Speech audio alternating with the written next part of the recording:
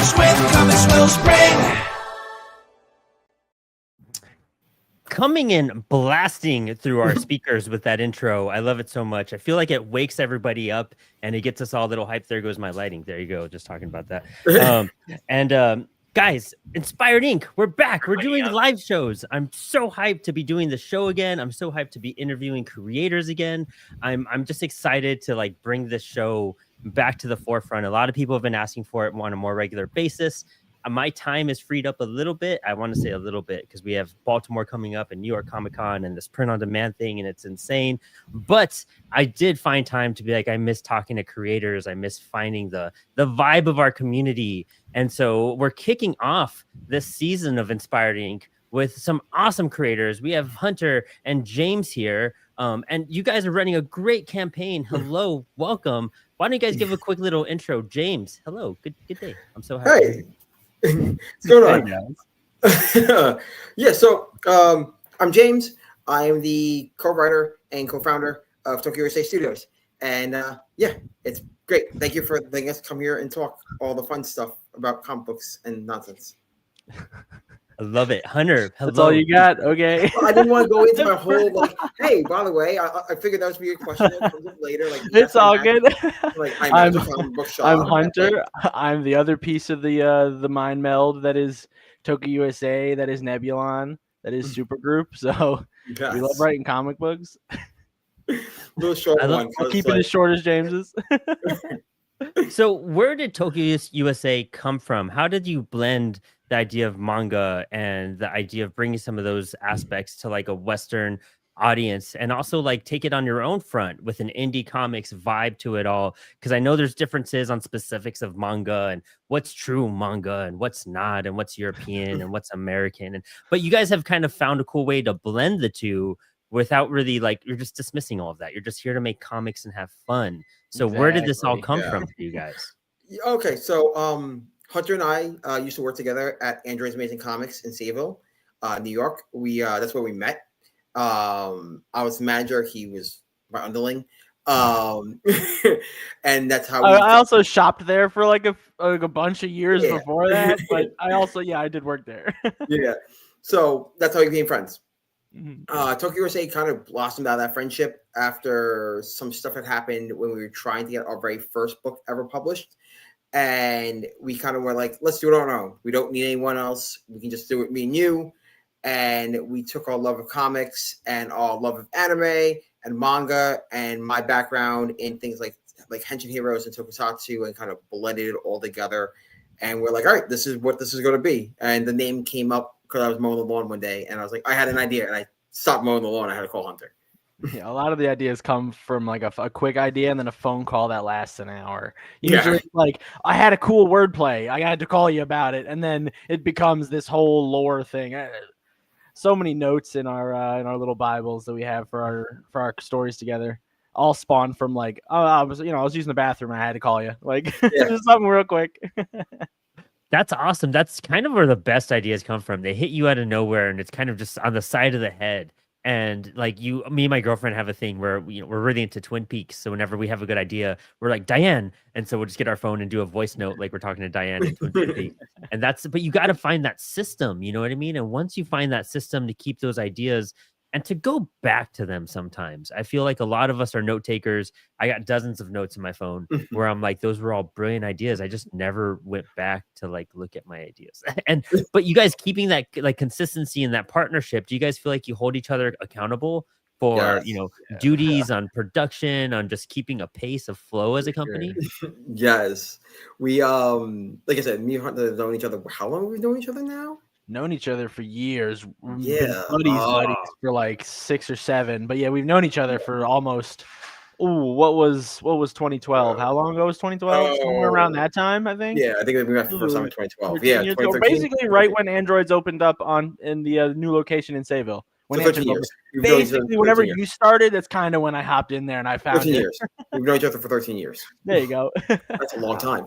But yeah, so that's kind of what it works because we've known each other for so long and working together, and then kind of figuring out like between working together or like in the store and then like becoming friends outside the store and working together and talking about comic books and then putting this together.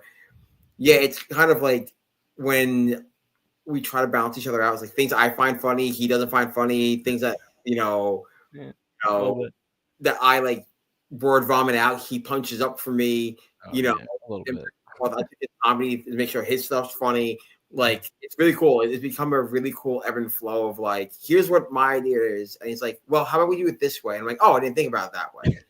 And it's a lot of like give and take between the two of us. Yeah, it's definitely a lot of back and forth between like, hey, this is my idea, and he'll go, well, this is good. However, it doesn't work with this, and I'm like, oh crap. So then we have to work the cool idea into the old idea and kind of mesh it together. It's just such a good workflow we have. It's very rare to find these days. I think in like creative teams, there's only very few like dual creative teams that I think work together very well. I'm not pointing any fingers in any bad directions or anything. I'm just saying like there's very few that are double billed because of that reason. Like there's not a lot of teams, and I feel like it's because it's a lot of butting heads on creative things, and if you can't just mesh it together, or even at any point take an L, just like, hey, I might be really hype on this, but if James is like, no, this doesn't work, stop, I'll kick the bucket eventually. It takes a bit, but I'll stop. Yeah, it's about getting feedback and providing, whenever you're just writing a book solo, or just even as you guys together, when you give your script to someone or a story or, anything, and you're asking for feedback, you have to know what's good and what's bad. And I feel like having a friendship for this long, you guys have that automatic filter of like, oh, well, I know what to consider because I know their mindset so well. And once you guys can just like, finish each other's sentences in a way and just like complete each other's thoughts and like know what the other person is trying to get to, but they're just on that like dump that they just have to like get pop through, and then you probably just kind of balance each other out with that too. I think We've done that plenty of times in the scripting where we'll be like, I can't hit this narrative beat, I don't have the emotion for this right now. It's like, James, what do you got today?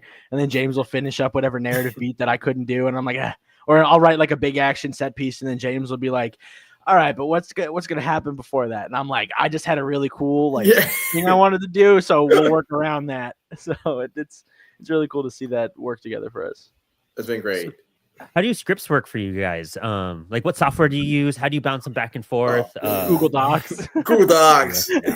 Google Docs has been our friend forever. I can tell you we have how many pages worth of like content everywhere? I know, between ideas and like plots and like just like basic stuff we've been using. Which is reason why I had to get Dropbox, because like I have to move some of this stuff off my phone. I do not have enough data for this. But yeah, Dropbox is, I think Google Docs has been the best because one, it allows us to edit and view stuff. So it's like, oh hey, I'm writing this. Don't just read it. Don't edit it yet. Read it and then tell me what's wrong, and I will go back and I will edit it myself. Or like, hey, look, I'm going to be at work. I'm working. Can you just go in there? Hit there, go edit, check everything, and I'll double check your edit, and then we'll be good. Yeah, and it's great that we can both write at the same time as well. Like, yes, he'll have his little cursor and I'll have my little cursor, and if I see that he's writing, I'll like go underneath what he's writing and be like, "What you doing, buddy? Like, what you got today? Like, I don't think that's gonna work. You should change this to that." Like while he's writing it, and he goes, "Oh, okay," and I'll see him delete it and then be like, this, and I'm like, yeah, that works, cool. And then I'll leave for a little bit, and then I'll like go down to like my page that I was working on and keep going. Or I'll notice that he made notes, and I'm like, oh, gotta go change those. So it's cool that we can even like type at the same time. That's fun. So that's why we use Google Docs at least. I mean, there's probably better software, but we have a good time using Google, and it works. It works. I feel you. Just it works. It's a good suite. You know what I mean? Like being able to edit and pick it up from your phone to your iPad to your and Google Drive too is huge help. Google Drive. Yeah, I feel like that's vital, and that's what the majority of creators I feel like use. I know some creators use like Obsidian for like note taking, and they craft all their world building in a software like that, or Notion, or even I've seen what else have I come across? Or there's like that new like, especially aimed at writers, but it's essentially just like a keyboard with a blank, like you can't do anything but write on it. And I've seen people just use those like it's a distraction-free device. It's like a new school typewriter. Yeah, literally, it's like a modern day typewriter. That's all it is. Is like you can't do anything else on it. There's nothing that comes out. It's just on that. I should probably get me one of those. I can't. I need my phone because I'm like, all right, I'll listen to music on it while I'm writing, and I'm gonna do this with it, and like, nope, I need all my distractions and like buzzing into my brain. Oh wow. See, is that like a difference between you guys, like between like handling like distractions around versus feel like like we focus? both write with headphones on, but yeah, I'll try to write when it's like, sometimes I'll do it on like my lunch break or something, but I'll try to write just in silence besides music. But James will throw like 4 different tabs open and start doing stuff. I mean, besides research tabs, like dude goes crazy. Yeah. I do. It's actually really bad. Well, because I'm used to it now that I have a daughter, so it's like, all right, You so got to I put my headphones multitask, on. dude. Right. Oh, pen and paper, no, John. I know, right?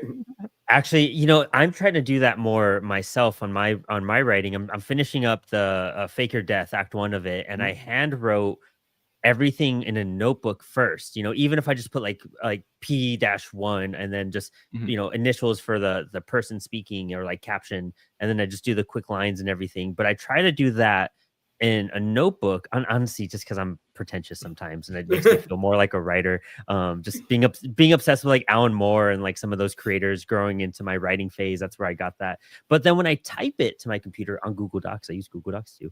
It's like a draft for me. I don't really write a lot of drafts once it's up, but that transfer of paper to my laptop, that's my draft, and that's where I tighten everything up, and that's where I'm pretty much all right. It's pretty much set for the letterer once it's in Google Docs with some minor changes. I'll add more stuff into there, and that's where I really get the filter. Are you guys kind of like that, or is it Google Docs just that's where you put your ideas because it's a shared way for you to find a way to work together? I mean, I'll throw a lot of notes into my phone, like on that little notes app. And then if I think it's a good enough idea, I'll text James, be like, hey, I just threw something, like I'll throw it into the Google Doc. And then I'm like, hey, James, I just, threw this whole paragraph or this, even if it's just like 3 words, like something cool, just, quickly throw it in there. But yeah, a lot of the times I'll make notes on my phone. And if it's something I want to expand, then I'll, throw it somewhere. But otherwise it just stays in the vault. Yeah, I end up any ideas I write, I'll normally like type them out on like either my notes app real quick, or what I'll do is like, all right, I need to write out this full scene real quick because I will forget it if I don't have it. Mm-hmm. Yeah, sometimes just getting that scene out of your head is prime because then you'll reword it or just lose the construct completely. Right. I can't use pen and paper because I have terrible handwriting. So if I write it down, I'll forget what it is, and I'm like, oh, I don't know what that word means. And I'm only good with a pencil. If I write with a pen, it's not great. If I write with a pencil, it's great. I don't know why. Oh, interesting. I guess the pretentious person like in the me. roughness of it. I don't know. Yeah, I mean, that's kind of like when I talk to artists, and now that I draw a lot more, like your tool means a lot. Like what is coming out. It's hard for me, and I mean. I'm realizing how pretentious I am. Like if I use like a Bic pen or something like this, you know what I mean? Like it doesn't feel right. But if I use like my nice little fountain pen, and even though it gets frustrating sometimes the way it comes out, or I gotta swap out my ink or whatever, like it just feels like there's like more passion behind it, I guess, in a weird writer's brains when you're crafting your stuff. You just it's true though. It's true. It's a headspace. It's all a headspace. Absolutely. Like having my phone and having my app out, like, all right, cool. I can type faster than I can write. So it keeps up with my flow. I'm like, all right, this is done. If I write, it gives me time to think, and then if I think it starts sounding bad in my head, I'll just stop writing. See, that's the reverse for me. I'm the same thing where I type too faster than I write. But if I write it, I will fix my ridiculous idea. Versus if I type it, it's just going to be like, well, that's the first thing that came to my brain, and it didn't go farther than that. Like that filter, that's interesting. I love hearing that. And it's different for everyone, and it's finding what works best for you and for your team and whatnot too. And since you guys have known each other for so long, I love hearing that. I love hearing friendships that have been over a decade and whatnot. Like my best friend is my first friend from first grade. Wow. And then like my other best friend is from high school, and then the rest is like my Apollo team and whatnot. So it's weird how you have those phases of people in your life, but having someone that you've known for so long and apparently worked with at a comic book store. Do you guys both still work there? I know James. No, I just James. I moved away, so that's why I left. Yes. Where are you based out of now? Me, I'm based out of North Carolina now. Oh, okay, cool. Dang. Yeah, and nice then so James, you're in New York. Yes, I am. Cool. So what was it like, honestly, like working at a shop together and then having to figure out your workload as you guys separated and whatnot? Well, the writing of it mostly came, we didn't write while we were working unless it was like a quick idea where it's like, oh, Hunter, write that down real fast because I'm on the computer. And I'm like, okay, cool. But like a lot of it just came from like a lot of just, word of mouth while we were actually working and doing what our boss would tell us to do because, we don't want to get fired. or at least Yeah, I it's didn't like- want to get fired. So we would do a lot of work, but yeah, the separation, as you could put it, was hard. But no, it was fine. We just a lot more phone calls, really. But you know, it went from being like 20-minute phone calls to our 20-minute phone calls. Because it's Right. like, I'll see you at work tomorrow. I'll talk to you for 6 hours there. Instead, Yeah. it's like, well, you know, now I got to talk to you for an hour and a half before work, and then I'll call you after work or something. If something Yeah. pops up during lunch. And there was a lot of like, all right, let me catch you before I go to work. Like a lot of car rides, me driving to like the shop and going, hey, by the way, I know you're all like, I know you're at work, so but I need you to listen to this 20-minute conversation I have on my drive. Like, And for working at a shop, do you think that's kept you, I guess, like inspired a lot more in a Yes. sense? How do you feel like you even, or maybe get tired of comics being in front of them, or maybe discouraged seeing like what's coming out or anything, or how does it feel you in that sense? Only when Boom does something really cool. yeah, I know, right? Or IDW with the Keisei era. They really got us on that one. I know. No, actually, because I'm around it every day, I don't. It's changed my collecting habits, but it hasn't changed my love of comics. And it's in fact, being a writer, it made me more cynical as a writer. If I go, that's not a good idea. That's an amazing idea. Yeah, I'm like, that's an amazing idea. I'm like, I think I've become more focused, and then I've split myself out of being a fanboy. You've helped me a lot because I'm more of a fanboy. I'm more of a hype man. I like a lot of cool, crazy stuff. James is kind of the grounded one. So I'll pitch him some idea and he's like, no. He's like, that won't even work as like a thing. He's like, that's not going to sell. I see books like that come through the store like that we don't sell, at least that Androids, you know, buy us, take it as well. But it's like, you know, I'm not seeing this sell as well for this reason. And it's like, okay, well, you know, if this is the exact book that's not, you know, so it's a good tit for tat on that. Because I'm just ever the hype man. I just love cool stuff. All the comics I have are like crazy stupid. Like I love the fun ones. Like Aubrey Sitterson's one of my favorite writers. I just love crazy nonsense. Zdarsky. Yeah. Oh, yeah. So what are some of your guys' favorite runs currently and then overall? Oh, go ahead. You can go first. Oh, sure. I'm a big fan of Chip Zdarsky's Howard the Duck run. That made me really like comic books and like like the weirder books. Like everybody likes Spider-Man, everybody likes Batman. You can see a little Spider-Man up there. Yeah. You know, everybody likes the classics, but you know, Howard the Duck. You know, I saw that movie definitely before I should have, but not. You know, nothing too crazy. I wasn't like 5 or anything when I saw the duck in the bathtub, but you know, I saw the Howard the Duck movie and I was like, "What is this? This is Marvel." And then, you know, I've seen them obviously pop up and stuff randomly, but I never actually got like a full-on book, at least during my time of reading when I started out later on. And Zdarsky's run just really told me like, oh, comic books, you know, because Spider-Man throws quips and so does Nightwing, but like comic books, the ones that I read, at least up until that point, being only mainstream, were never really like funny. And I was like, oh, Howard the Duck, this is a funny book. I did not know you could do comedy. And then I found out Chip Zdarsky, because before I knew how comic book writing worked, I thought writers were just like, oh, you're writing at Marvel now. And it's like, okay, cool. I didn't know you had to come from somewhere first. So when I found out Chip Zdarsky was doing, I was like, Howard the Duck comedy, what is this? And then I found, oh, indie books are a thing. So then I went backwards through Chip Zdarsky's catalog, and then I found Sex Criminals, and then from there, Image Comics and Saga and Birthright, and blowing up on a lot of this stuff. So Chip Zdarsky's influence on me is very strong. A lot of the jokes you'll see in these books come from a lot of that style of humor, and a lot of the future stories that I write will have a lot of the Zdarsky kind of humor. So if you don't like that, I'm sorry, but read Howard the Duck it's so good. And then obviously, you know, like I said, Batman Hush for Batman stuff. That's one of my big influences too. Just a overall, like, I know it's Batman's greatest hits, but that's why you love it. You know, it's got everything you want. So, and then James's influences are all over the board. Oh yeah, my influences. Yeah, I'm like, oh wait, like, keep going.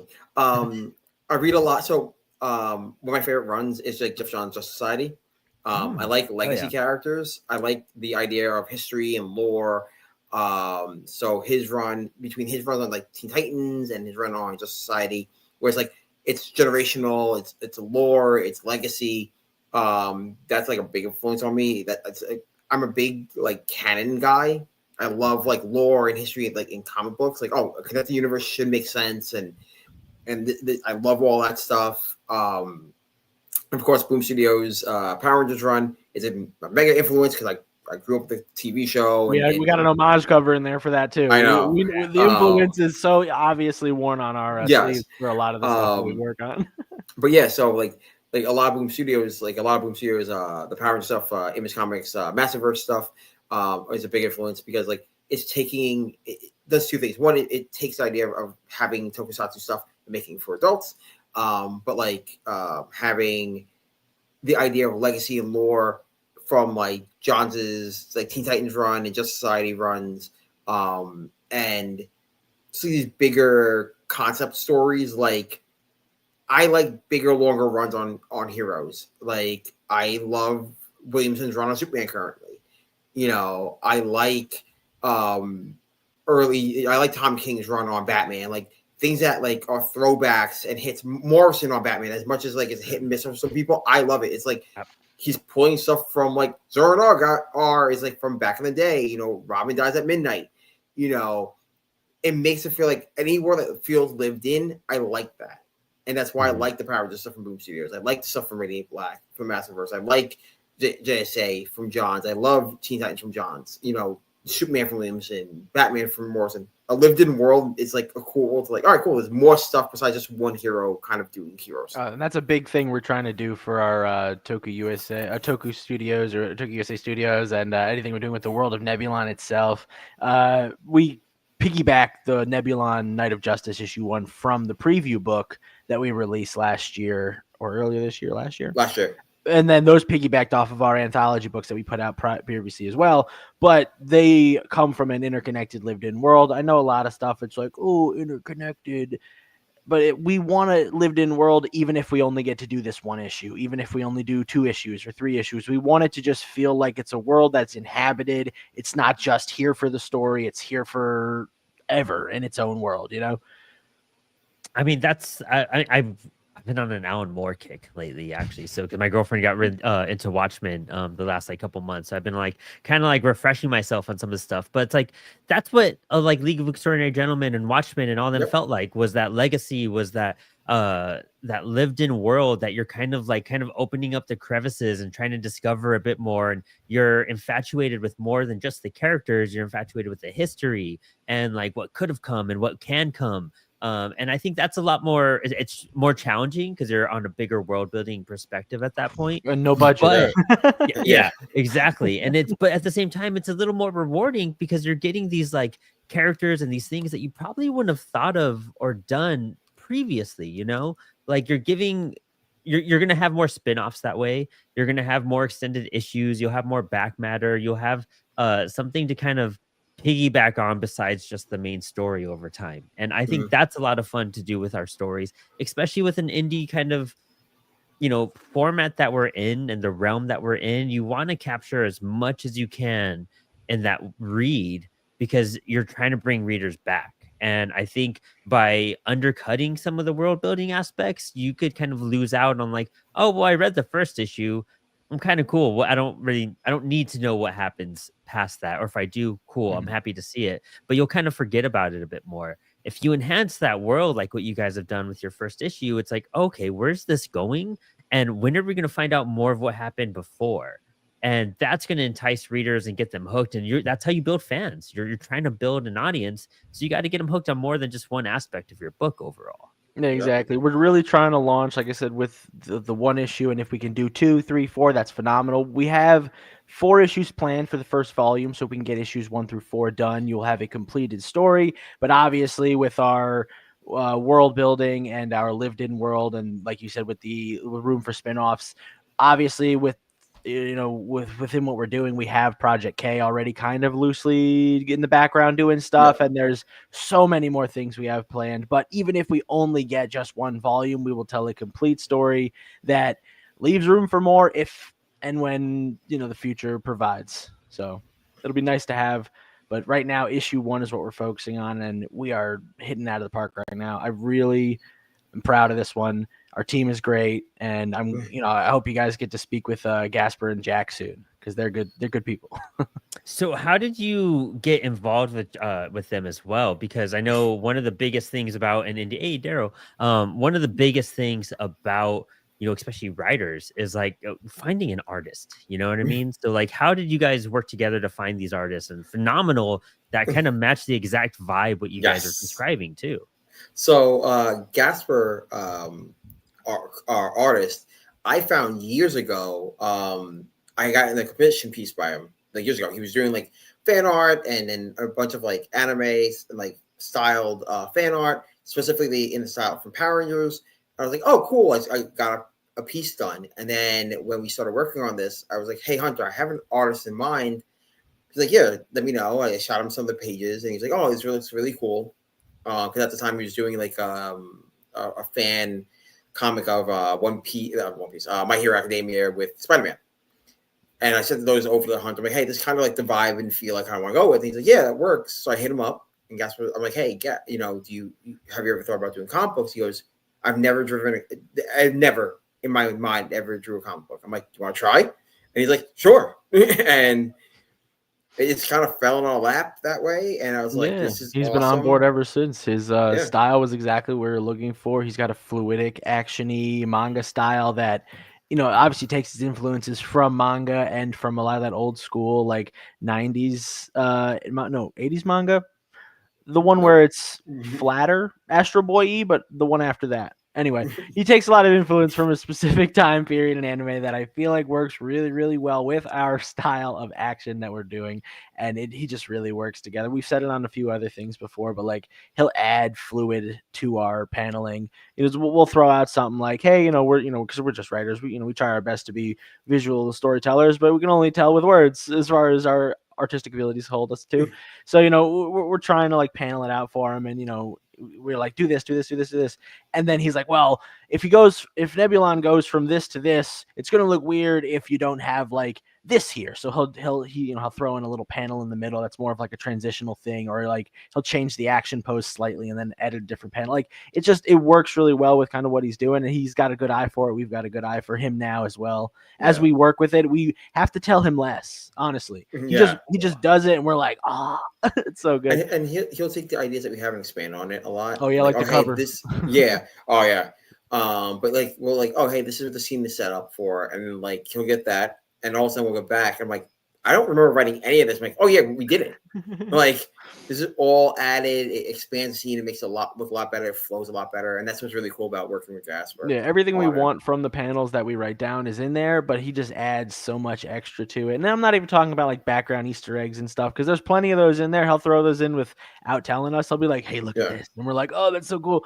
But a lot of the extra paneling just comes from, because we told him like, hey man, if it looks dumb, fix it. Like, please, like you're part of this too, man. Like, help us, help you. This is awesome for us. Like, it's just a really good cohesive relationship, kind of similar with the mind meld from the other conversation before, where me and James work so well together. I think we work together with Gaff well, at least in our direction and his taking of the direction in a positive way.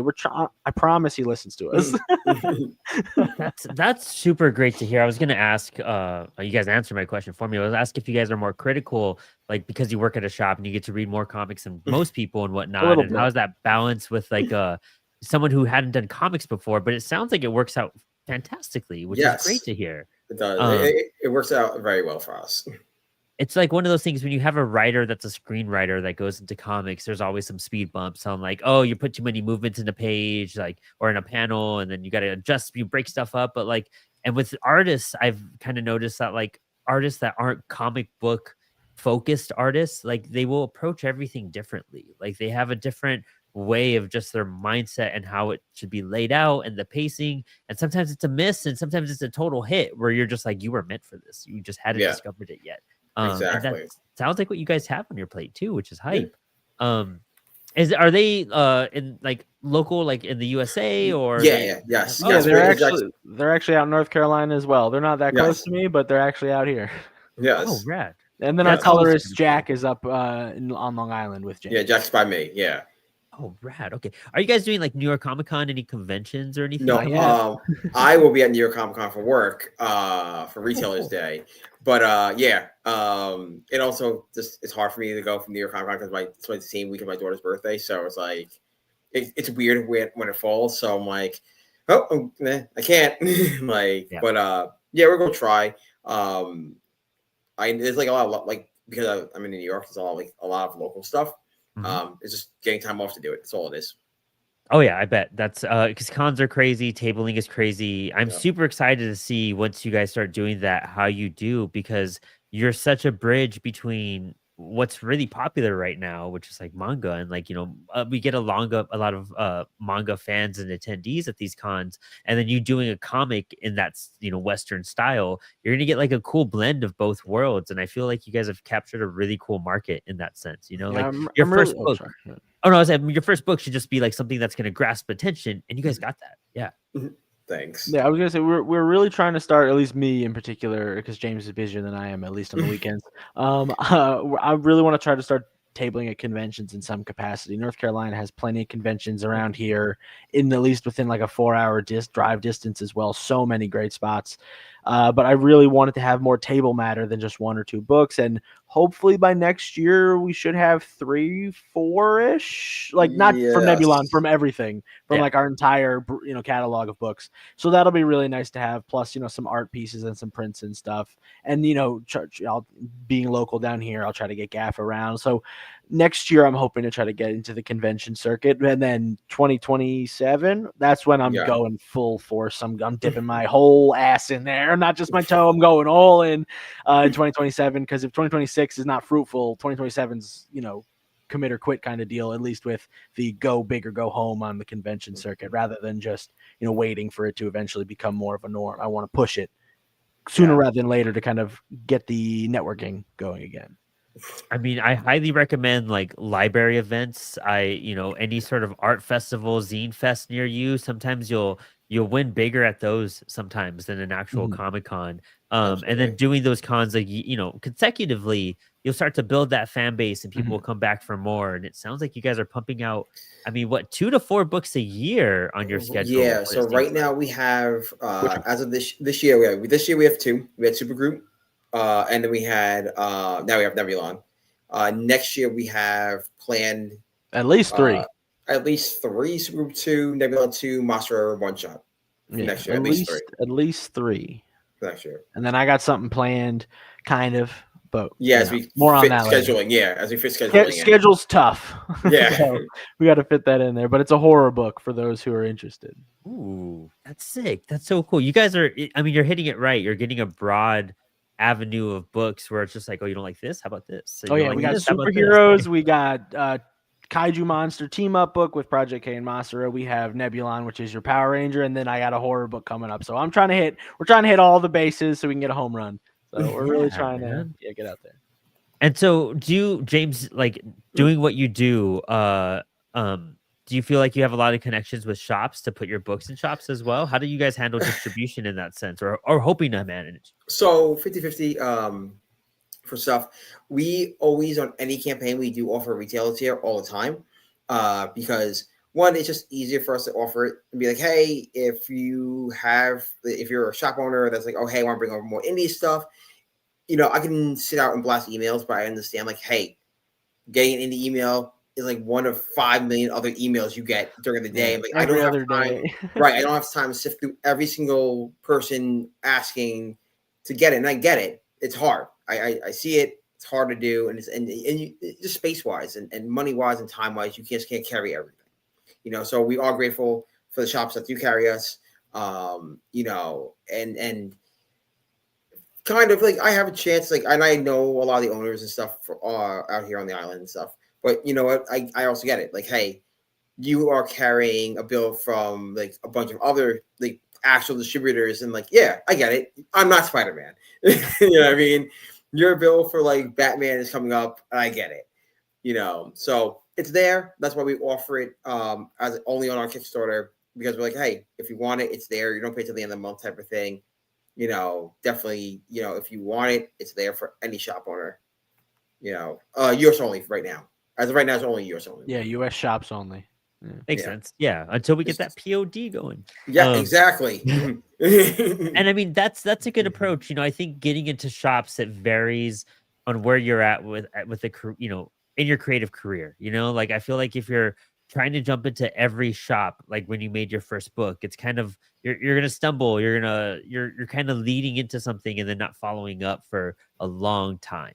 Right. like building up a library, having something to offer. And again, the same way how you're at a con and offering it to fans, like, oh, you don't like this title? I got this title. Oh, this doesn't work for you? This does.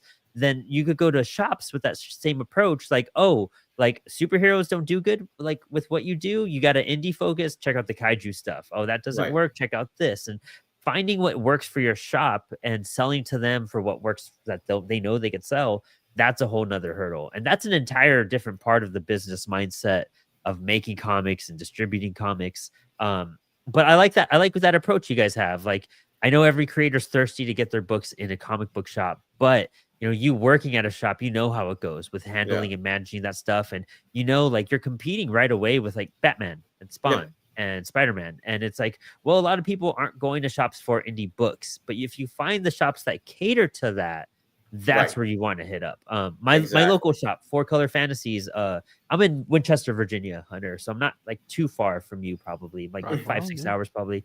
But they'll definitely carry your book because they're really big on indie books, but not every shop can do that at that same point. So knowing your limits is good. Right, and that's the whole thing. Like, I rather make it slow and steady. Like, I would love to be in shops all across the world, but the reality is, like, if you're coming. Not every store has a staff that's going to be able to read every book and be able to hand sell that book. Because my job as like the distributor and the publisher is to sell that book to that shop. That shop now is to sell it to the customer.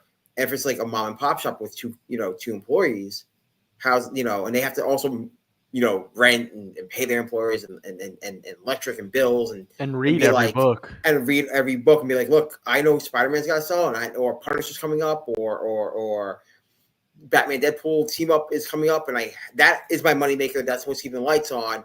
I'm sorry, indie guys, I would love to carry your stuff, but like I have to have my employee read that book and sell that and hand sell that book to every single customer that comes down. So I get it.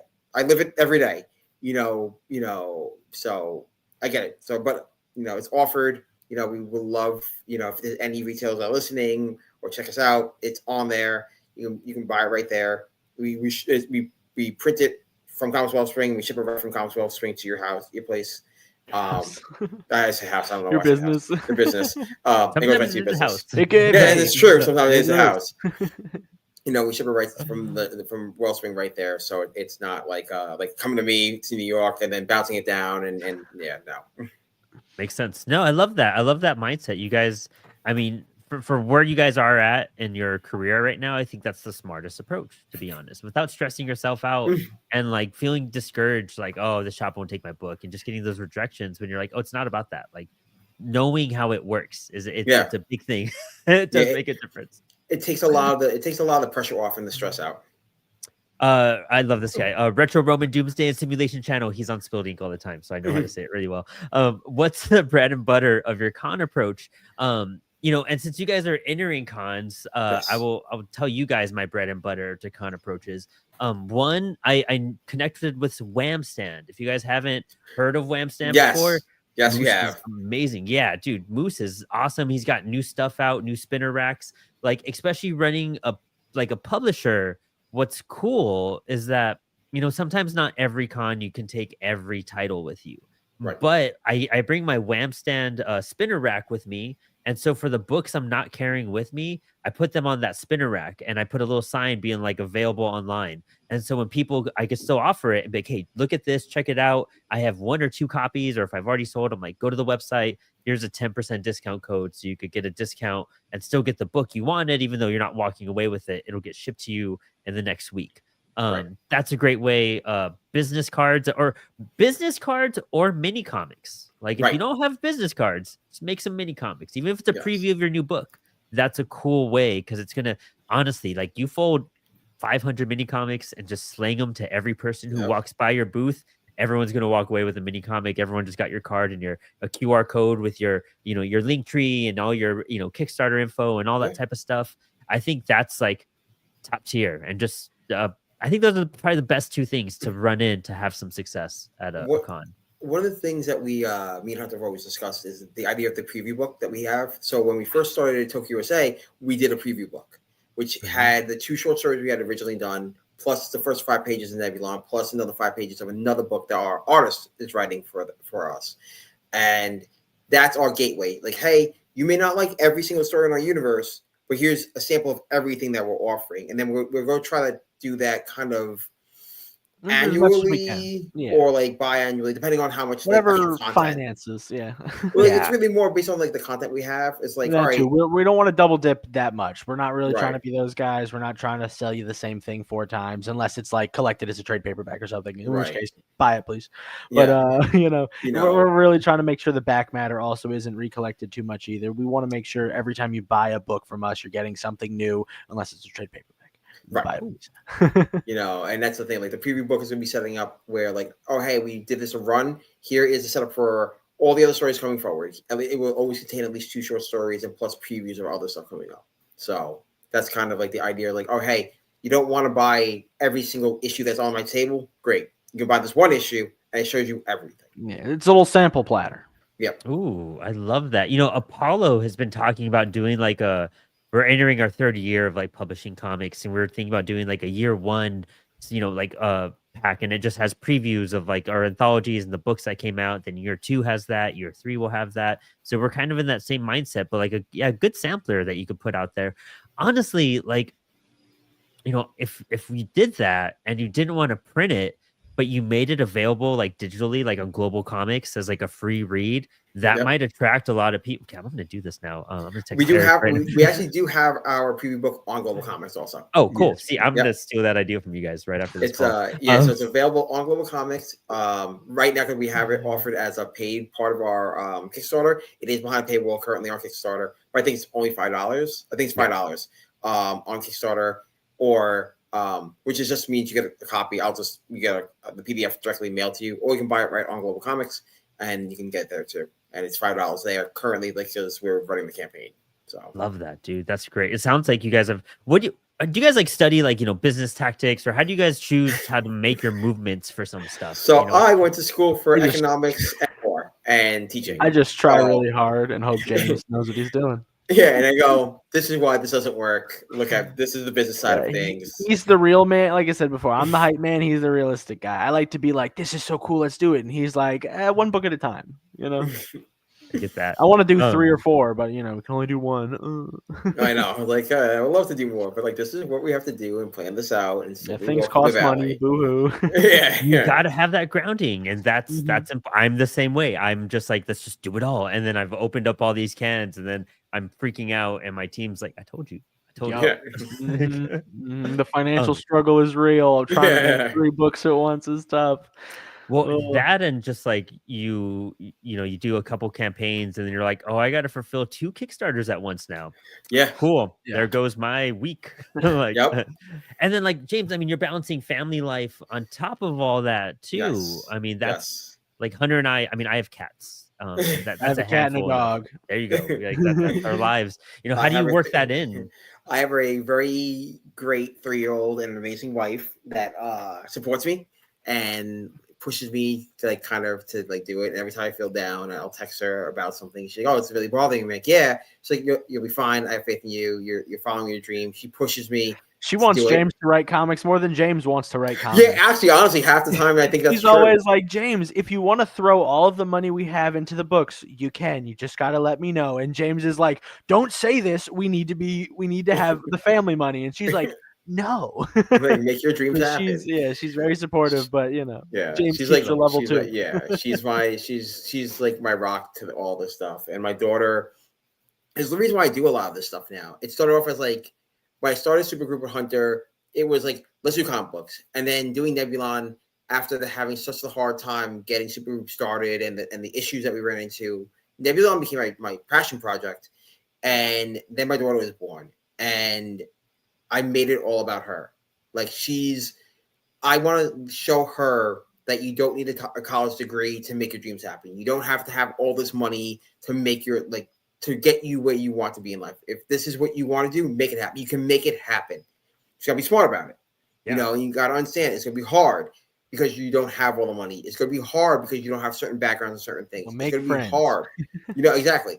It's going to be hard, because you're going to get rejected. It's going to be hard because you're going to fail. It's going to be hard because you'll be stressing, if things don't happen in the right time frame. But it's going to be worth it when it succeeds.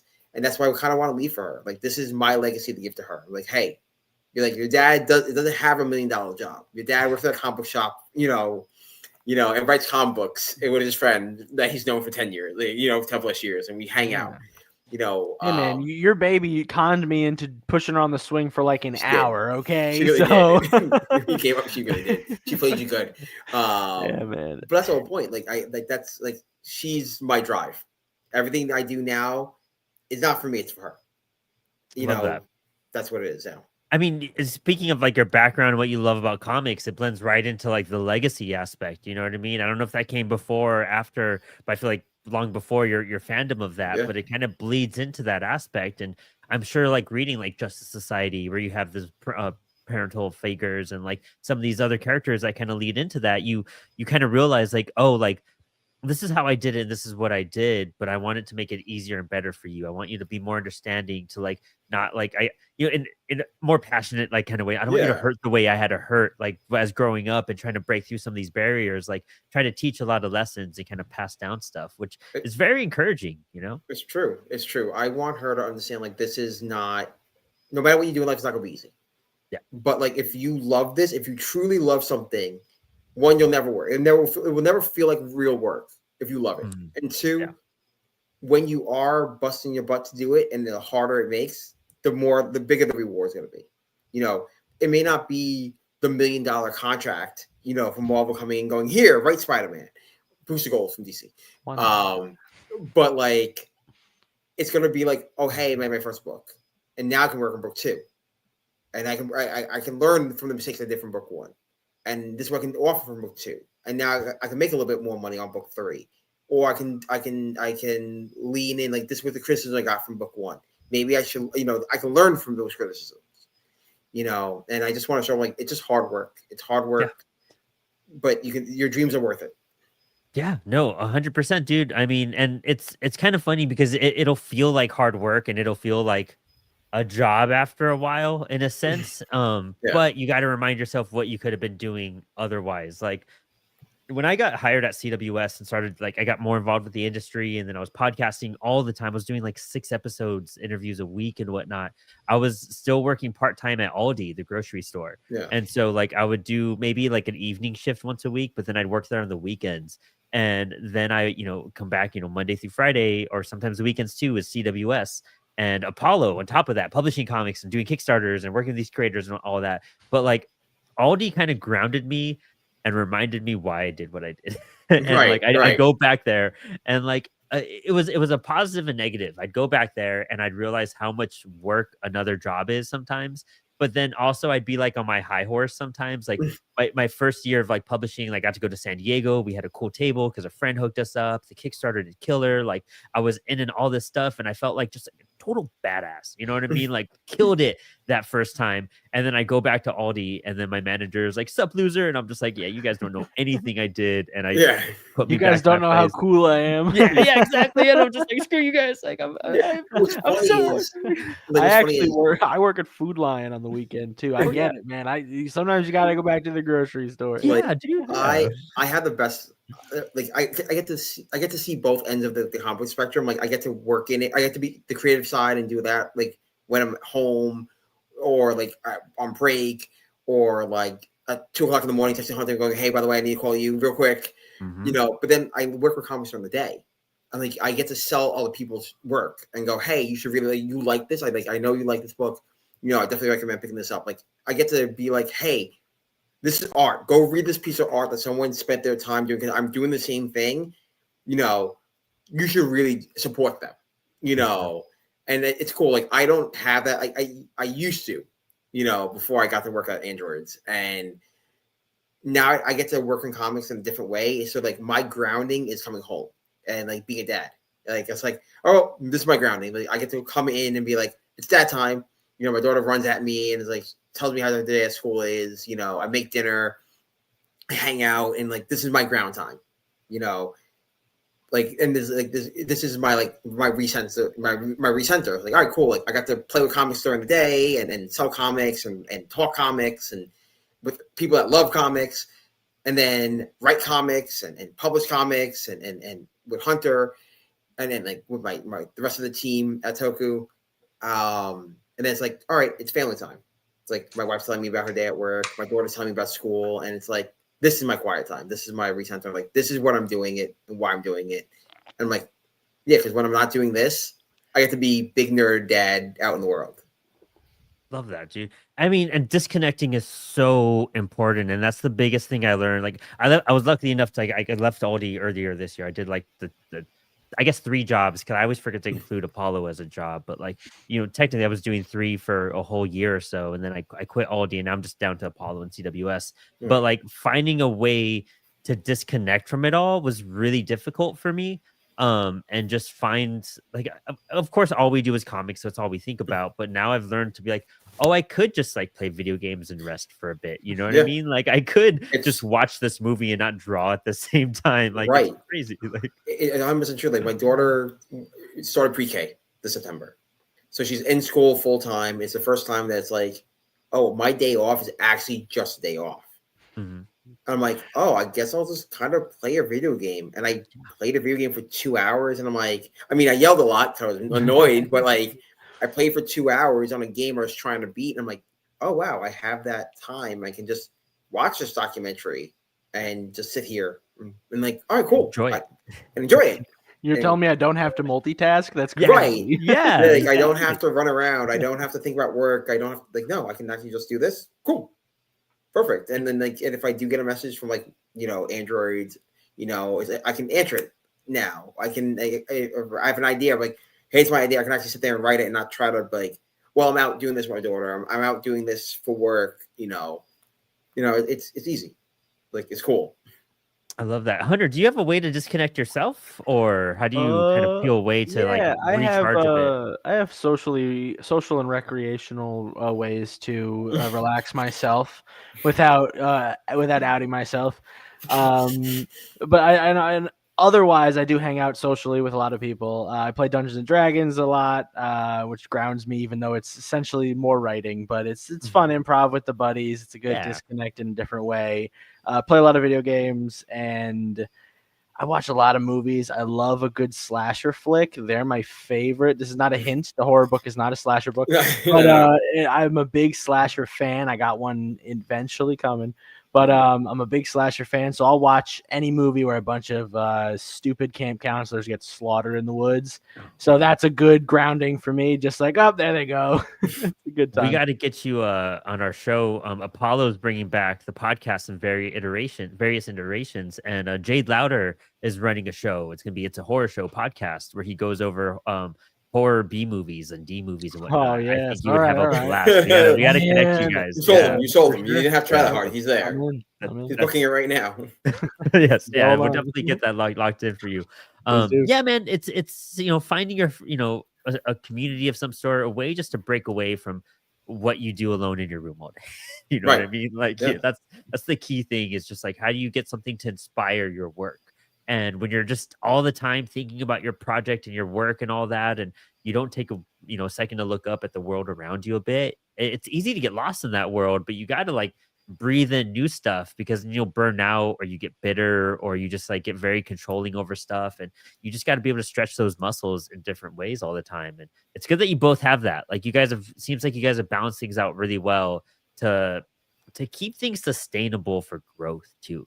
Sometimes I see people jump at stuff and it doesn't, like, I could tell they're gonna run like a short run on stuff. You know what I mean? Like, you're like, oh, we're trying to stay very sustainable. Yeah. You got to know how to what's the word I'm looking for to get bigger in business? I don't know. I can't think of it at this point. Like forward momentum and forward growth. To scale. Sustainability. There you go. Sustainability. Yeah, and scale. Yes.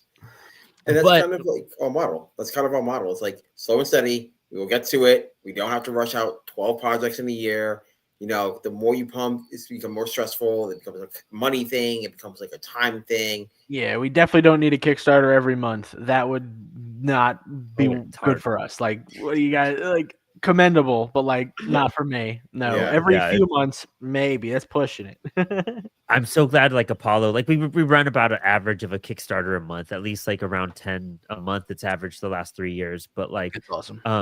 it's really good that we have the team running so much of that. You know what I mean? Oh, So you I guys, do yeah, you got the check-ins. team. Yeah, we have like people like RD Murphy just wrapped his campaign, and I was there to mentor RD and to give him advice, and to I was always there if he needed questions or had questions or anything, and I guided him through the campaign, but I wasn't having to campaign it like myself. You know what I mean? There's a difference between you're like, oh, I'm here and I'm present and I'm part of this, but I'm having to do the backbreaking work, Right?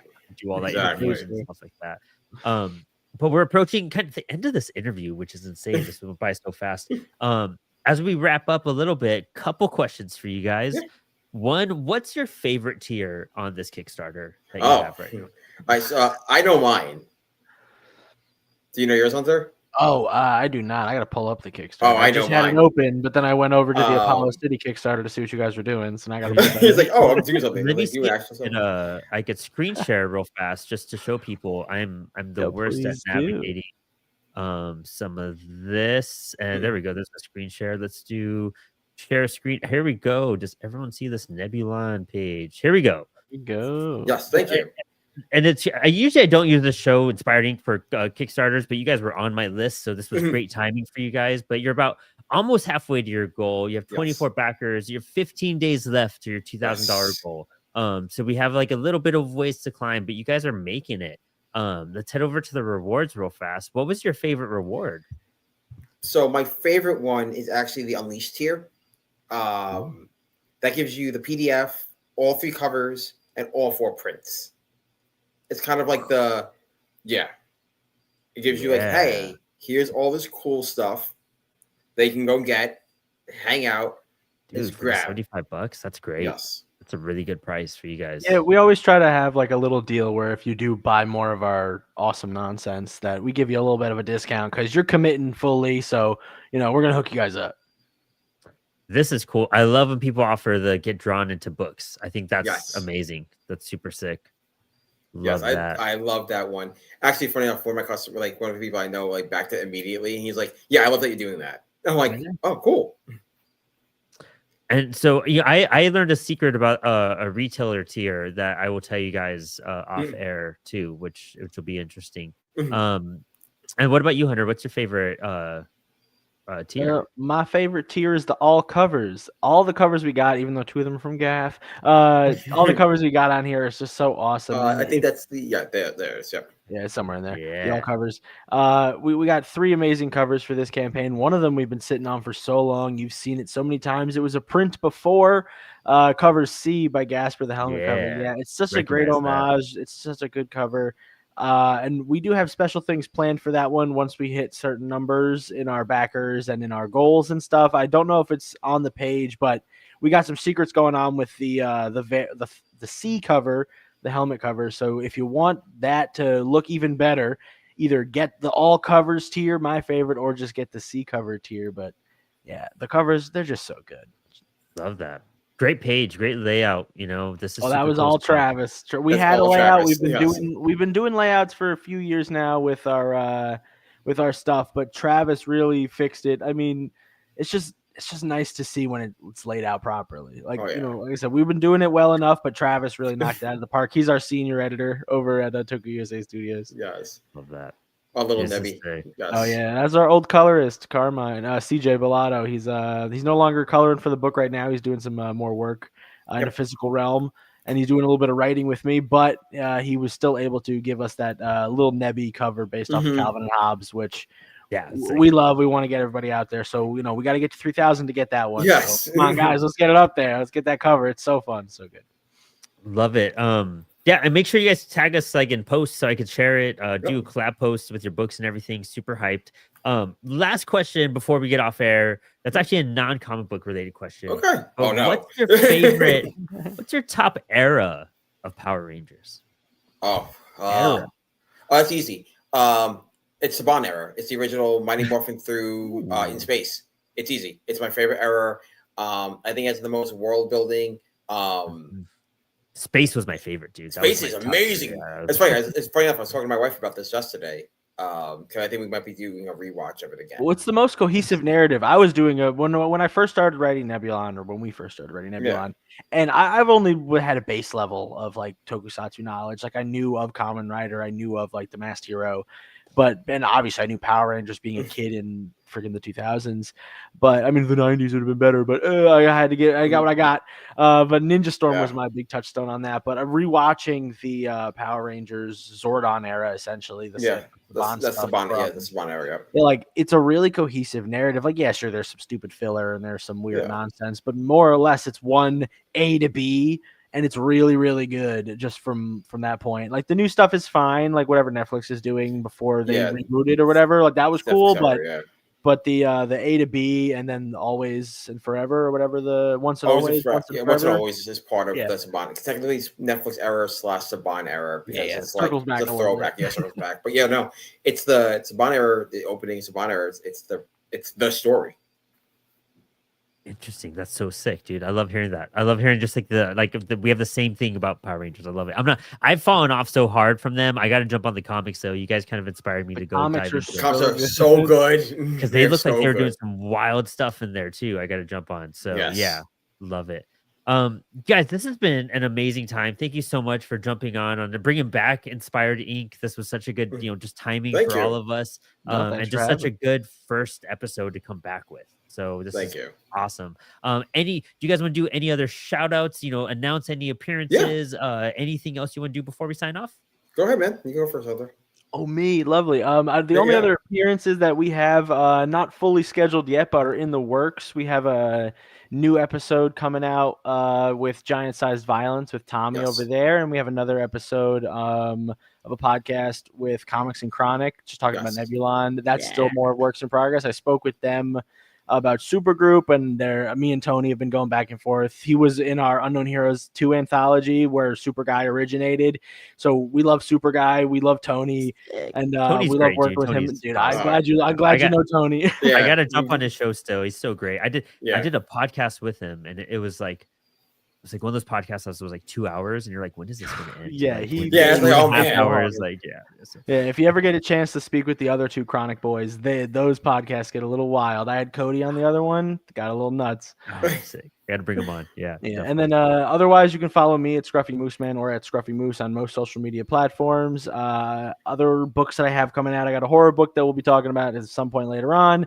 We have a nice busy schedule for our World of Nebulon, our TokUSA Studio stuff. The only other book that I have to promote right now, I think we just sent the money to the Antarctic Science Foundation, but I was in the Rise of the Flightless anthology with Luke Henderson. My artist, Bree Kelly, also works at Andrew's Music Comics. She did our story Penguinomicon, which is a horror comedy. So, if you want to get a taste of the horror, it's a little bit in there, but it's penguins, Penguinomicon. You kind of see where we're going with that. So it doesn't get too spooky, but definitely check that out. It was on his itch.io for a while, or itch.io. If you really want to, take a look at my story, you can reach out to me. I'll send it over to you. It's just 8 pages. But we are planning, Luke is planning on doing a physical edition sometime next year. So stay tuned for that. Please and thank you. Otherwise, James, where can we find all the TokUSA Studio stuff and you? Cool. So I do a stream every Tuesday on Vega Lawless Comic Channel where I talk about all the new #1 releases from Andrew's Comics, right from Andrew's Comics in St. New York. You can catch me there on TikTok, Instagram, Blue Sky, X as Vega Lawless 1226. I run the social media for TokUSA Studios. So if you're ever messaging, you're mostly talking to me. I'll put mine with a Dash Hunter if you're ever talking to me. Yes. And if you guys ever want to reach out, talk, pitch ideas, we're always open for pitches and stuff like that. We are hopefully within the next year or two getting probably 27. Probably 27. We'll have one other creator joining us. He's in the process of making stuff already. He has to finalize some stuff. We have a cool project that's working on behind the scenes that I can't announce unless I will probably announce it after this Kickstarter. But it's gonna be a little bit of a long form one. But it's gonna be on Spotify and Apple and all the fun stuff there. I'm trying to see some cool stuff. You can go out and check us out on Global Comics at TokUSA Studios. We have a bunch of stuff on there. I cannot wait for the print on demand stuff. I'm so hyped. That has the preview books, both versions of the preview books. There's two. There's a deluxe edition that has a cool bunch of back matter that Hunter made, and the regular edition and Supergroup, and it has Nebulon, and we'll have all books on there. Also, after campaigns are all done, and catch me on all social medias at all times. Love it. Guys, thank you so much. This has been a blast. I can't wait to get the issue in my hands and talk about it myself. And congrats on everything you guys are doing. And just super mad respect. So thank you guys for joining us tonight. Hey, and for all of our watchers, and for all of our, CWS people, we were making leaps and bounds with this print on demand right now. I'm actually getting an order that I placed with one of our partners. So I will be checking some quality stuff. I'll show some stuff off probably on a live or a video or something. So I'm really hyped to get those books in my hand and ensure our CWS quality is there or heightened at that point, which is really hyped. And so every Monday, don't forget, I'm going to be doing Inspired Ink here with creators next week. We have Alex Segura. He's a very popular DC writer. He's done some stuff with Marvel. He's done his own creator-owned stuff. So I'm super hyped to have Alex here on the show. We're going to talk about some cool stuff. He has a cool Daredevil. I'm glad we could preface him. We come before Alex Segura. That's awesome. It was perfect timing for it too, guys. That Daredevil book does look really good though. It does look really cool. And so I'm trying to bring on some other creators here just to get some more insight and influence. And I could bring on a bunch of DC people, but I'm trying to bring on people who also do indie books because that's what we're all about. But yeah, and every Thursday night we do Spilled Ink. So tune in, come draw with us, and keep an eye out. We're doing a new Kickstarter creator shout out show on Friday evenings. It's going to be a bi-weekly show. That'll launch probably in the next 2 weeks. There's going to be more details in an email going out this Friday. So make sure you subscribe to our newsletter.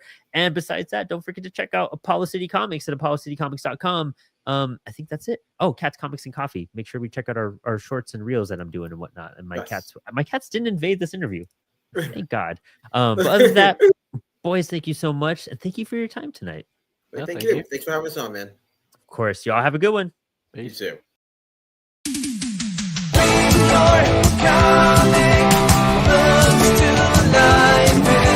Print your comics with Comix Wellspring.